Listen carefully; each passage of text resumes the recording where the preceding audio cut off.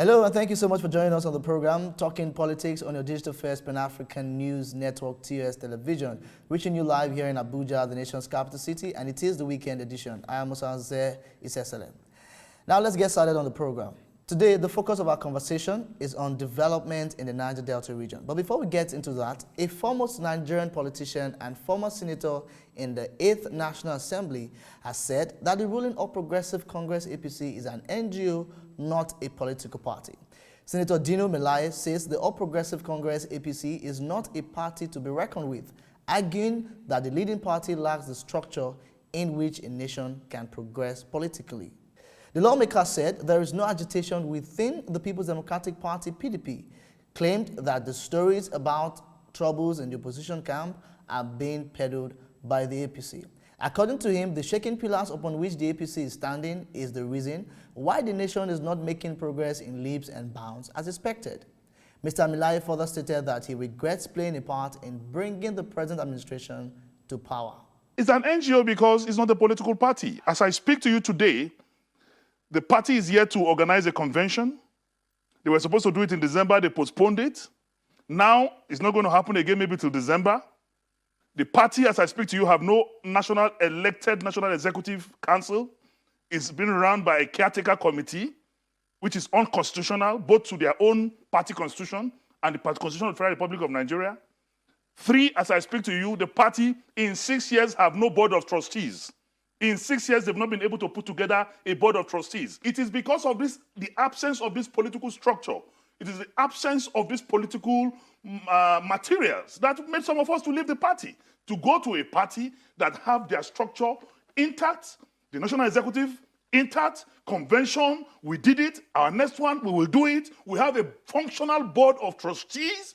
I mean, that is why I said, so all this propaganda about opening our presidential or rotation agenda or rotation culture, they're all markets noise by an NGO. A few weeks ago, President Muhammadu Buhari said the inauguration of the new headquarters building of the Niger Delta Development Commission, NDDC, marks an important milestone in his administration's effort to reposition the commission for the overall development of the Niger Delta region. Speaking at the virtual commissioning of the new headquarters complex at the Marine Base, Port Harcourt, President Buhari observed that the new headquarters building was initiated by the defunct Minerals Producing Areas Development Commission, UMPADEC, in 1996. Today, we are handing over to the people of Niger Delta a befitting head office complex for present and future use. Consequently, huge yearly rentals will now be saved and deployed to other areas of needs in the region. Also speaking at the inauguration, the Minister of Niger Delta Affairs, Senator Godswill Akpabio, said that he was the first minister to visit the new headquarters when it was under construction. Senator Akpabio also noted that for over 15 years, the old headquarters on Aba Road was not connected to the national grid, and thanked the President Muhammadu Buhari, for making it possible for that anomaly to be halted. May I even mention the fact that, to my greatest shock, for over 15 years, Senator Abu Ibrahim and all the other distinguished leaders of the North who are here to witness this occasion, what has befallen the NDDC will never happen to Northeast Development Commission. That is why I'm happy you all came in your numbers to see this day. Do you know that even the head office they were using on a rented platform, they did not connect it to the national grid for over 15 years so that they can give us contracts of diesel. So that became a different racket on its own. The interim administrator and chief executive officer of the Niger Delta Development Commission, Mr. Effiong Akwa, also enumerated some of the federal government's reforms in positioning the Niger Delta for sustainable development. As I warmly welcome you all, it is imperative on me to humbly convey to His Excellency President Muhammadu Buhari the depth of gratitude of the staff and members of the Niger Delta Development Commission and the good people of this great region. Mr. President's great love for Niger Delta region. It is noteworthy to observe that Mr. President, in a demonstration of remarkable political will, initiated 3 major policies that impacted positively on the speedy completion of this project. First was the reassignment of the supervision of NDDC to the Ministry of Niger Delta Affairs. Second was the appointment of forensic auditors to review the activities of the Commission from inception to the year 2019. With this forensic audit exercise, it can no longer be business as usual in the Commission. The third policy driven by Mr. President was the policy direction for completion of all abandoned projects which have positive impact on the people. The completion of this edifice is therefore a direct consequence of Mr. President's focused policy direction. Very recently, the Vice President of the Federal Republic of Nigeria, Professor Yemi Oshibanjo, in his remarks at the National Summit on the integration of artisanal/modular refinery operations into the oil and gas sector, highlighted some of the federal government's intervention in addressing the concerns of the region. I'm delighted to be a part of this summit on integrating local artisanal modular refineries to Nigeria's mainstream oil sector, the challenges, the prospects, and deliverables for the Niger Delta and Nigeria. End of quote. Over the last couple of years, the administration of President Muhammadu Buhari has been focused on growing the economy through infrastructural developments and improving our local content, especially in the area of oil and gas. We recall how in November 2016, in a move to address the concerns in the region, President Muhammadu Buhari met with the Niger Delta leaders under the aegis of the Pan-Nigeria Delta Forum, PANDEF. This led to the PANDEF 16-point demand to the federal government, which was subsequently captured in the federal government's own 20-point agenda to develop the region. Following this meeting, I undertook, on behalf of Mr. President, a tour of the oil-producing communities across the region to feel the pulse of the people, to better understand their demands, and also to consolidate our thoughts and ideas around the new vision for the Niger Delta and to inform the people of the Niger Delta about this new vision. The desire to provide solutions to key developmental issues led to the birth of this new vision for the Niger Delta. This vision is hinged on the commitment of the present administration to develop the region and ensure that the people of the region benefit maximally from the wealth of their land. To join us discuss the issues in the Niger Delta as regarding sustainable development, we have the Head of Operations and Executive Director of Extra Step Initiative, a non-governmental organization in the Niger Delta. Sir Eugene Abel, you're welcome to the show. Thank you for having me. All right, sir, let's get into the conversation regarding issues around sustainable development in the Niger Delta. Just a few weeks ago, the newly building for the Niger Delta was inaugurated and commissioned. Looking at the yearnings of the people of the Niger Delta, can we say that that edifice is a pointer or a signal that there's some sort of development kicking off in that region? What's your reaction to that? There's nothing happening in the region. First of all, you need to start from the foundation. The NDDC was created because of the gaps of the previous commissions, 3%, 10%, the Willings Commission, the UMPADEC, before we got to this, all of them, including the Niger Delta Basin Authority, all these intervention agents, you need to ask, why will an illegality be allowed to persist? There's nowhere in the act where they said the entities should have a sole administration. We are in a democracy, and we have a president and the National Assembly and Niger Delta people, and they sit down there and allow an interim committee to have a sole administration. No, this is an aberration. It completely negates the whole thing. And when you allow this to happen, what do you expect? Then there's nothing real that can happen. You can see them celebrating an office building. Where they are currently belongs to Rivers State government. And where they are, where if you're building your own, no problem, you're adding you're giving a facelift to the environment, in terms of enhancing it, fine. But how long did it take them to build that building? With various variations and so on, till they spent over 16 billion for that building. Why are you celebrating a building? How many floors is that? The Secretariat complex in Rivers State is bigger than that building. It was built by a 24-year-old governor and was built like over 50 years ago. So we shouldn't celebrate such mundane things. That's not what the NDDC should represent. They can build, we saw the Chinese people build a 7-floor hospital in 2 weeks. Didn't you see it? So please, I beg. These are not, now, Sir Abel, the argument is that it signals the fact that President Muhammadu Buhari is concerned about the region. Many analysts have gone to say that even when the son of the Niger Delta was there, they didn't see anything close to this. So, just opposing these two school of thoughts, what do you say to that? What I'm simply saying that if the president puts, we know that there's some incapacitation. But there's nothing wrong in old age, but we know our president is not the man we used to know 40 years down the line as a military president. If he were, I wish you were fortunate to see him then. You will see the difference. Yes, he's an old man now, and those around him, I don't think they're doing the things they're supposed to do.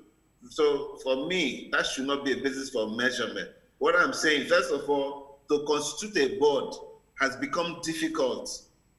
Everybody's supposed to have a tenure. I'm quoting the act that sets up the NDDC. If you cannot do that little one, is it the running? If we go into, look at the scandals and everything, and you're trying to commission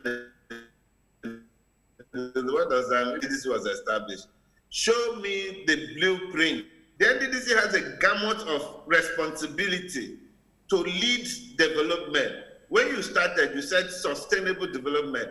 When we were in the universities in the 80s, development was defined as with a single sentence. When the sustainable was added to it, it's a whole paragraph. And have you seen that? All you hear from them is that contracts have not been paid. It's just a contract awarding agency. And every day people are fighting who will be this, who will be that. No, I expect now that this is not the first administration. We're the Third Republic, and this is the third administration in the Third Republic. So what is difficult in constituting a board? When you constitute the board, you give them a matching order. When you give them a matching order, you make public what funds you're making available to them. And you set up a process that will ensure that they achieve the directives you've given them. That's how it works. No, I was saying that going by the insights you have shared with us briefly, are you saying that the commission is not living up to its expectations for which it was created? Yes, exactly. The commission has checked its responsibility entirely. It is not in existence. When was the last time? We should have expected that by now, if there was a board constituted and this board has a mandate, by now we should have seen conversations between the commission and the governors and the local government chairmen, so that the budgets from the local government, from the states and the commission, there will be some alignment so that you don't duplicate duties. By now, even you should be able to get a handbook. So this is what this administration wants to achieve in the Niger Delta. Have you seen anything like that? No. I think they're taking the president for granted. I don't know how long that will last. You saw Joe Biden, the president of America, when he was saying, I will give 100 vaccines in 1 month. He said, he held a book and said, go and download this and read it. He held a book. He said, you can download it and read it and hold me by it. That's what we should expect from the NDDC, for people working for the president. I think the handlers of the president are not helping. They should do better. Much, much, much more can be achieved. With the amount of resources people there, the NDDC is non-existent. They're supposed to lead development, but they're supposed to be the reference point for states in terms of information, in terms of research, in terms of coordination. Are they there? They're not there. They're not there. It's all about contracts. Okay, Sir Abel, in furthering this discourse, let's take a look at the forensic audit. It's been said that that is a way to curb all of the issues that is plaguing the NDDC and then move forward. Do you think that that forensic audit that is going on will certainly solve that issue, will certainly put together all of the issues plaguing the commission and then be able to solve all of these anomalies? They say when you see a masquerade, from the 3 steps it takes, you know if it can dance. Now, forensic audit is just an audit. It's just an audit. I'm saying, first of all, the appointment of people is illegal. Number 2, the body language of refusing to constitute a real board shows that there's no seriousness towards the region. Number 3, and a forensic audit, what does it mean? It's a simple thing. You group your finances into 2. Projects before or funds released before I became president, and funds that I received. If I were the president or a handler of him, I will insist that my priority will be the money I have received. President Buhari has released so much money to the NDDC. That's what they should account for. Leave what other people have done. That will be going on quietly. You don't need to be involved. Now, even in the forensic audit, have you heard any brand name? Is Accenture there? Is a Philips Consulting there? Is that, Compass Libre, are they there? They're not international brand names. They're none. Yeah, so please, those are all activities to keep people busy. How can that stop an agency from running? NDDC, how many branches does it have? What is the size of its balance sheet?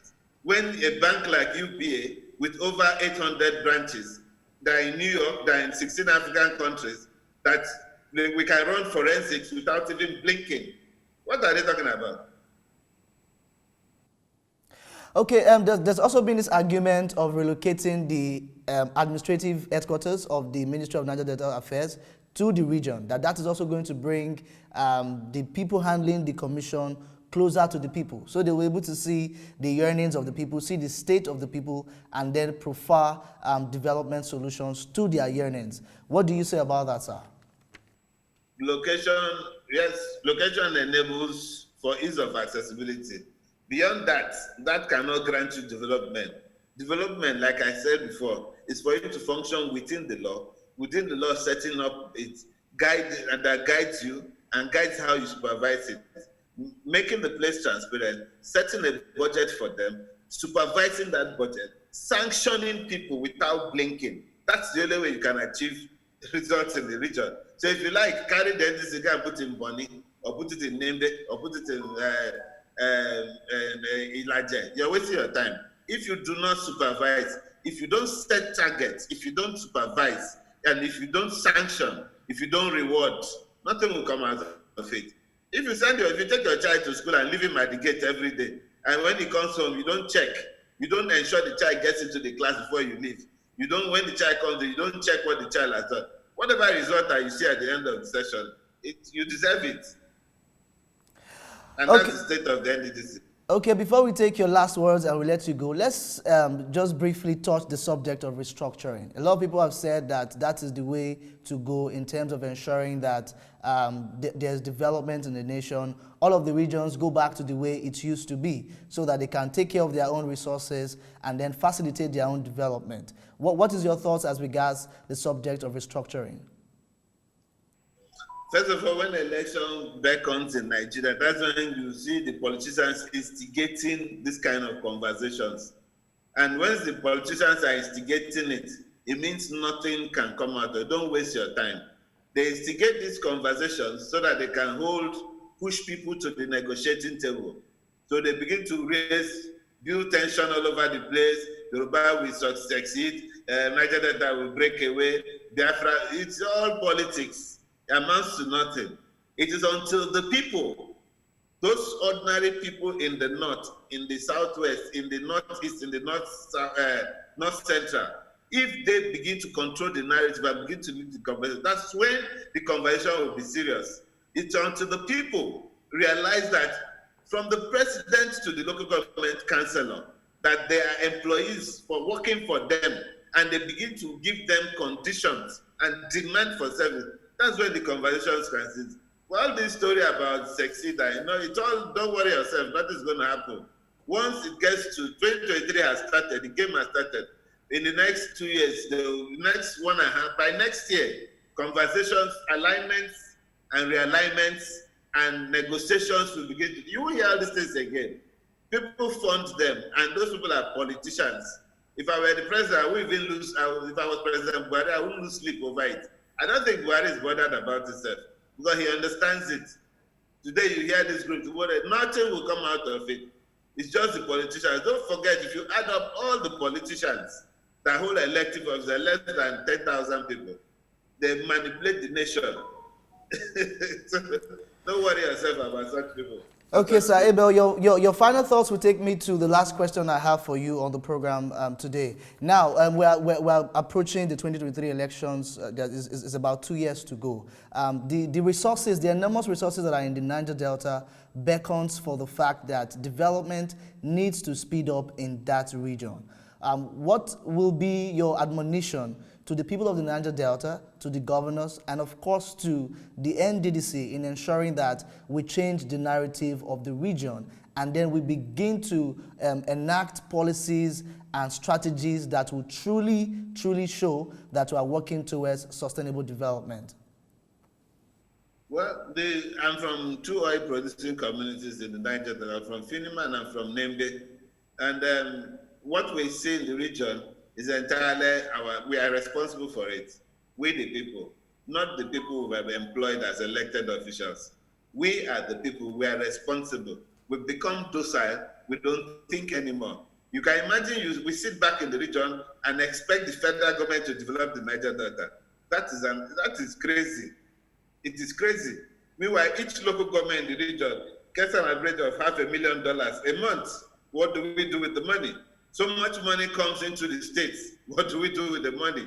The governors are behaving as if it's their personal funds. They wake up and start a project. How many governors in the region have accounted for their funds? None.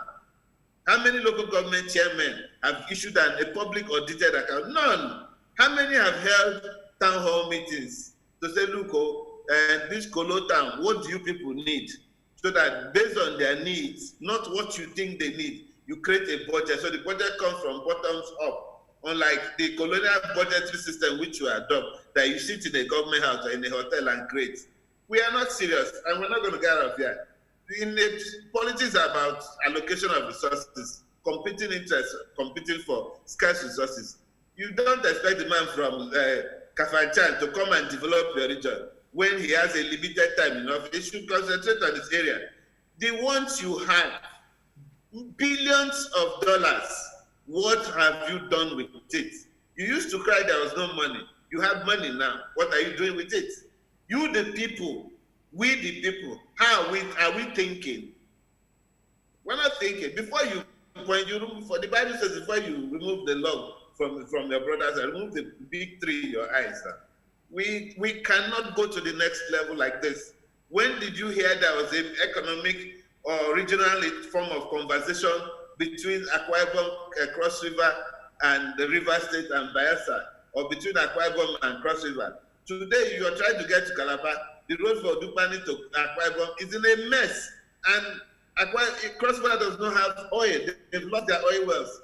And Dupani, where they have a lot of opportunities for mining, and if the Akwa Ibom part of the road is good, the Cross River part of the road is dead. Meanwhile, Cross River can also be a major thoroughfare for food from the Middle Belt and from the Ogoja axis. Where's the synergy? None of it. So that's why they'll sit there, and suddenly the federal government wants to refurbish railway line to Maiduguri, which is a colonial line, moving materials from the north to the south. Meanwhile, a very important line, Lagos-Calabar, will link into Port Harcourt, Warri, Bonny, Aba, Onitsha. It has not even been discussed. So if the governors were doing what they're supposed to do, if the people are doing what they're supposed to do, they will raise their voices and demand for what they need. What they need. So we are joking as far as I'm concerned. It's not a spiritual matter. God has provided everything. This is the only country where God shares dollars every month. People, you don't need to think. Once you hold office, money comes. Unlike in other climes where you need to plan, even bus fare. so that you don't overtax the students. But that's not the situation here. And until we begin to hold our elected officials accountable, we'll just keep crying and making noise. And until we democratize, bring in internal party democracy and ban delegate system, our political system, our politics or our democracy will never improve. You can take that to the bank. Thank you so much, Sir Abel, Executive Director of Extra Steps Initiative. He's been speaking to us from the oil-rich city in Port Harcourt in the Niger Delta region. Thank you so much, sir, for sharing these very insightful and amazing thoughts regarding the issues of sustainable development in the Niger Delta. I really appreciate you for your time, sir. You're welcome. Thank you for having me. Thank you so much, sir. Goodbye. That's it on the weekend edition of Talking Politics. Do well to visit our website to watch more episodes of Talking Politics. The website is www.tostvnetwork.com. Follow us across all social media platforms at TOS TV Network. I am Musa Zeh Isesele. Thanks for watching and God bless you.